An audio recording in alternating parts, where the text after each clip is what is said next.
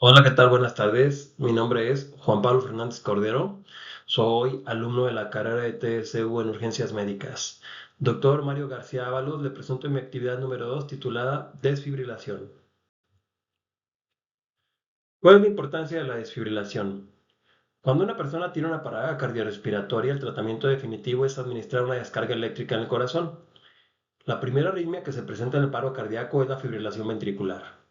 Y la fibrilación ventricular responde a una descarga eléctrica o una desfibrilación. Lo que el American Heart dice es, durante los últimos 50 años, los fundamentos del soporte vital básico de la era moderna en relación con la activación y reconocimiento temprano del paro cardíaco, la RCP precoz y la pronta desfibrilación han salvado cientos de miles de vidas en todo el mundo. Entonces, simple y sencillamente, la desfibrilación para un paro cardíaco es el tratamiento que lo va a salvar. El sistema eléctrico del corazón hace que el sistema mecánico funcione. El sistema mecánico es la bomba del corazón que se contrae y se relaja para que la sangre circule. El sistema eléctrico está constituido por estos elementos. Número uno, el nodo sinusal o seno auricular, el cual se ubica en la desembocadura posterior de la vena cava superior. Y este nodo sinusal es el que inicia el impulso eléctrico en el corazón, es el marcapasos natural del corazón. El nodo sinusal viaja hacia el nodo auriculoventricular a través de tres vías, que es una anterior, media y posterior, como por ejemplo la vía de Bachmann, Weckenbach y Thorel. Y estas discurren de atrás hacia adelante, como los vectores, de derecha a izquierda y de arriba hacia abajo. Una vez que el nodo sinusal manda el impulso eléctrico, llega al nodo auriculoventricular, que es el que lo capta y permite que haya una contracción auricular cuando eso sucede, y posteriormente sigue la contracción ventricular cuando las cámaras superiores se empiezan a relajar. Las ramas, después del nodo auriculoventricular, viaja por la rama derecha y rama izquierda, que van a las fibras de Purkinje, y en conjunto, pues obviamente todas permiten que el corazón funcione a través del sistema eléctrico, el cual se encarga de despolarizar y repolarizar las células miocárdicas. Los tipos de arritmias que se pueden encontrar aquí, podemos encontrar varias. En este algoritmo vamos a irnos hacia el lado derecho, entonces dos de ellas son arritmias desfibrilables, mejor conocidas como fibrilación ventricular o taquicardia ventricular sin pulso. Si colocamos un monitor, un desfibrilador automático externo en un paciente inconsciente que no tiene pulso y no responde, posiblemente va a presentar este tipo de arritmias que van a responder a una desfibrilación. Si colocamos el mismo equipo al mismo paciente, pero el paciente no tiene ningún tipo de arritmia que pueda ser desfibrilable, entonces lo que podríamos encontrar es que tenga una sistolia, que es una línea plana, donde no hay actividad eléctrica, o una actividad eléctrica sin pulso. Significa que es cualquier tipo de ritmo, solamente que el paciente no tiene pulso. Aparte de estas que acabamos de ver como arritmias desfibrilables y no desfibrilables, podemos encontrar ritmos rápidos como las taquicardias o taquiarritmias, que en algunas ocasiones responden a fármacos y en algunas otras a la cardioversión sincronizada, que ahorita la vamos a ver. Otro tipo de arritmias es un ritmo lento, una bradiarritmia, bradicardia, ritmos que pueden ser regulares o ritmos que pueden ser irregulares. La desfibrilación, como tal y como la definición, es que consiste en el paso de corriente eléctrica de una magnitud suficiente a través del miocardio a fin de despolarizar una masa crítica de este y así restablecer la actividad eléctrica coordinada. Hay que recordar que el sistema cardíaco tiene dos sistemas, básicamente el sistema eléctrico, el sistema mecánico. El sistema eléctrico hace que el sistema mecánico funcione, que es la bomba, y cuando el corazón presenta una arritmia que puede ser desfibrilable, como la taquicardia ventricular sin pulso o la fibrilación ventricular, pues hay que dar una potente descarga eléctrica para que este miocardio que está temblando se detenga y los marcapasos naturales puedan hacer que vuelva a funcionar. Un desfibrilador es un aparato muy sofisticado. Tiene un microprocesador que es capaz de detectar ritmos desfibrilables o ritmos no desfibrilables. Incluso hay aparatos de última generación en los que al colocarlos al paciente podemos ver si el ritmo es sinusal, si es un ritmo rápido, lento, regular o irregular. Los tipos de desfibriladores que podemos encontrar básicamente los podemos dividir en dos contextos. Uno de ellos puede ser uno que tenga una onda monofásica, donde la corriente eléctrica pasa de un parche a otro, de un electrodo a otro. o la bifásica, que es donde pasa de un electrodo a otro y en sentido inverso se regresa. Efectivamente, es mejor la onda bifásica debido a que se requiere un menor nivel de energía. Entonces, los daños o los prejuicios que puede provocar la desfibrilación van a ser menores y la efectividad va a ser mayor. Podemos encontrar aquí arriba de mi cabeza, pues vemos un desfibrilador automático externo color azul. Bueno, los parches azules, el desfibrilador es verde limón y es un desfibrilador externo automático, automático externo. Cualquier persona con conocimientos básicos de reanimación cardiopulmonar lo puede utilizar. Y si recordamos que en la cadena de supervivencia el tercer eslabón corresponde a la desfibrilación, entonces si se practica RCP y llega un desfibrilador sería muy bueno para el paciente. Del lado izquierdo podemos observar un monitor. Aparte de ser un desfibrilador, puede funcionar como un cardioversor, que es mucho mejor, pero desafortunadamente si es un respondedor que es LEGO o de soporte vital básico, va a ser muy complicado que lo pueda utilizar. Generalmente ese tipo de equipos lo utilizan los equipos de soporte vital avanzado. La importancia de la desfibrilación precoz, aquí vemos en la imagen un corazón que está fibrilando y requiere una desfibrilación. Cuando la desfibrilación llega, lo que tiene que suceder es que ese ritmo se retorne de la fibrilación a un ritmo que genere que haya pulso, o sea, tal vez un ritmo sinusal, que a lo mejor puede ser en un inicio rápido, muy lento, pero a fin de cuentas ya hay perfusión. Entonces, esta fibrilación ventricular, la idea es que no va a durar mucho tiempo, por lo tanto el desfibrilador tiene que llegar lo más rápido. Aquí lo que dice es que tiene que llegar más o menos en un intervalo de 3 a 5 minutos para que la descarga sea efectiva. ¿Qué diferencia hay entre una cardioversión sincronizada y una desfibrilación que no es sincronizada? Es en el punto número 1, si vamos a administrar una cardioversión, el paciente puede estar consciente, si no hay alteración del estado mental, si no está inconsciente, puede estar consciente. Obviamente la taquiarritmia lo que va a generar es que tenga una baja o mala perfusión, un bajo gasto cardíaco, inestabilidad hemodinámica, pero el paciente va a estar consciente.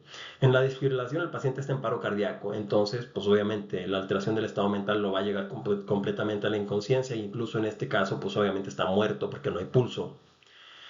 En la cardioversión, el punto número 2, tenemos que monitorizar al paciente para poderlo cardiovertir. En la desfibrilación no es necesario monitorizarlo. En el punto número 3 de la cardioversión, aquí arriba de mi cabeza podemos ver el tablero de un monitor cardioversor y lo único que tenemos que hacer es pulsar el botón de sync, que significa sincronizar, y cuando pulsamos el botón de sync y vamos a dar la descarga, si nos vamos hasta el último punto, la descarga la va a dar en la onda R, que es la despolarización miocárdica. Cuando contraen es cuando se la descarga.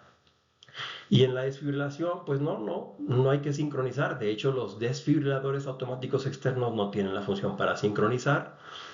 En la cardioversión duele, el paciente está consciente, se recomienda sedarlo a menos de que no haya tiempo y la inestabilidad lo pueda llevar a una fibrilación ventricular o un paro cardíaco.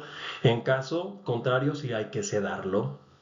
En el caso de la desfibrilación, pues no es requerida la sedación, puesto que el paciente está en parada cardiorrespiratoria.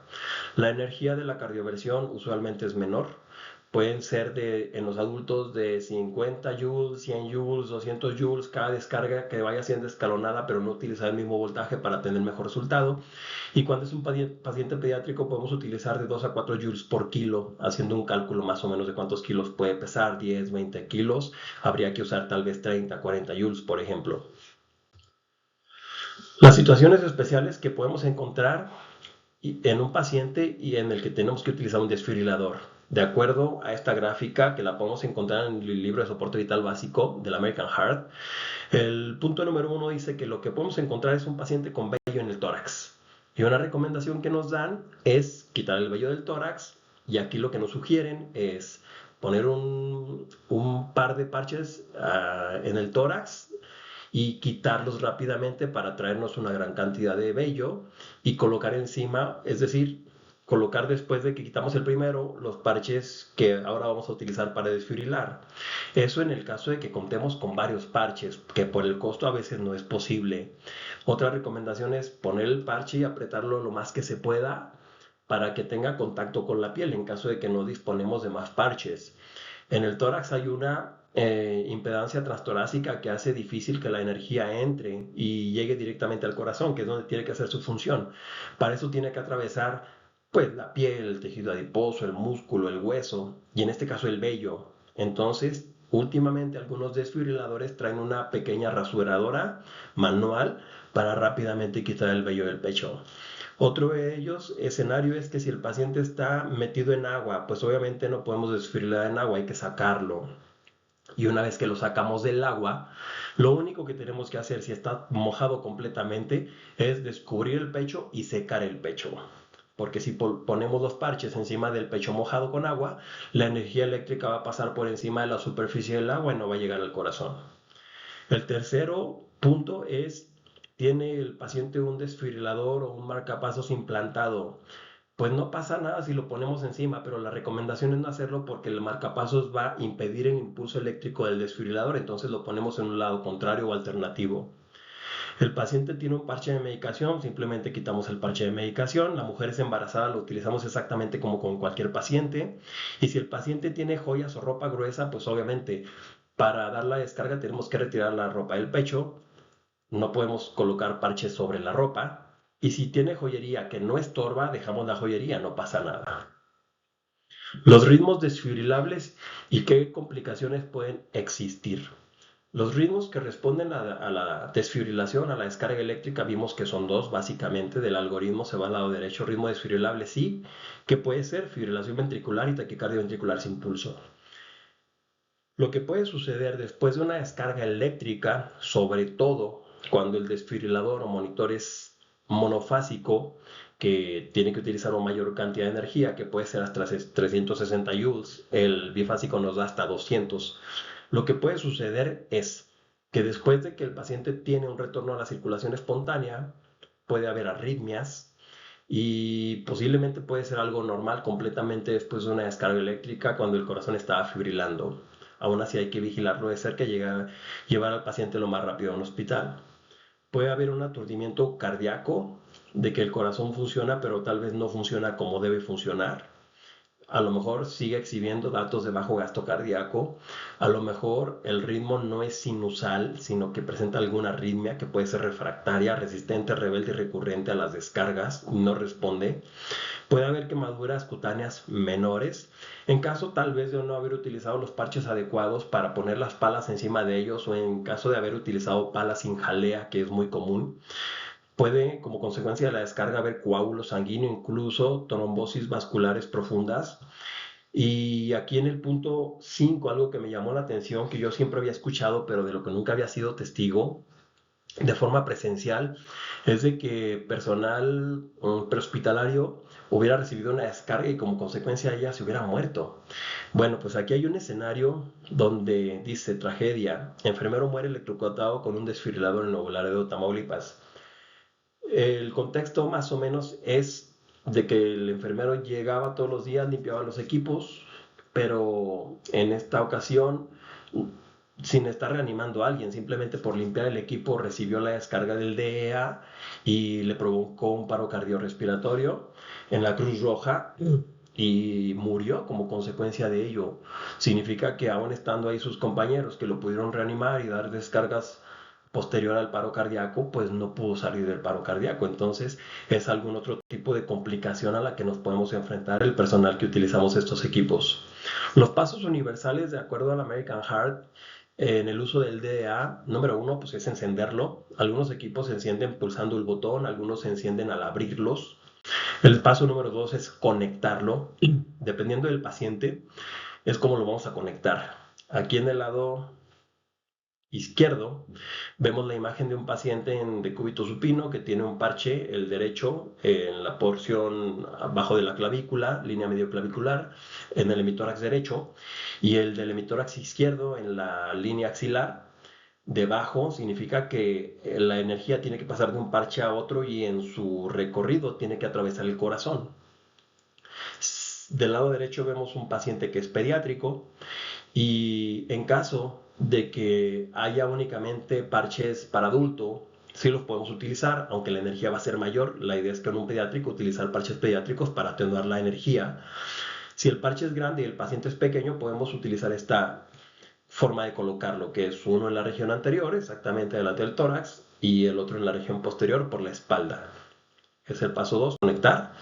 Paso número 3, cuando el DEA está encendido y conectado, automáticamente empieza a analizar buscando alguna arritmia que puede responder a una desfibrilación como la fibrilación ventricular o taquicardia ventricular sin pulso, y a la hora de que él analiza no podemos tocar al paciente porque puede detectar nuestro sistema eléctrico al momento de tocar al paciente y puede decir la descarga no está indicada cuando sí lo estaba, entonces no debemos tocar al paciente. Y el paso número 4 es descargar. En caso de encontrar alguna arritmia que es desfibrilable, tenemos que decir fuera yo, fuera tú, fuera todos y descarga. Fuera yo, veo que no tengo contacto con el paciente. Fuera tú, veo a la persona que está en las vías aéreas y fuera todos, que nadie tenga contacto con el paciente y lo descargamos. Pregunta, ¿cuál es la importancia de que la RCP y aplicación de la desfibrilación estén sincronizadas? Durante una parada cardiorrespiratoria, las posibilidades de tener éxito son muy pocas, son muy bajas, sobre todo cuando el paro cardíaco es extrahospitalario. El retorno a la circulación espontánea puede ser posible cuando el factor de compresión es arriba de 60% como mínimo, pero se recomienda que sea superior al 80%. Cada vez que comprimimos el pecho, eso es el factor de compresión. Si de 1 minuto comprimimos el pecho 30 segundos, nuestro factor de compresión es de 50, porque la mitad de 1 minuto son 30 segundos. La idea es que sea un factor de compresión de 60 como mínimo, aceptable o superior de 80 estaría mucho mejor, porque eso no nos garantiza el retorno a la circulación espontánea, pero es más posible que el paciente recobre el pulso. Si nosotros organizamos lo que hacemos cuando hacemos la RCP y la desfibrilación, pues obviamente hay más éxito de que el paciente salga del paro cardiorrespiratorio y hay menos posibilidades de que alguien se pueda lesionar con el desfibrilador y recibir una descarga.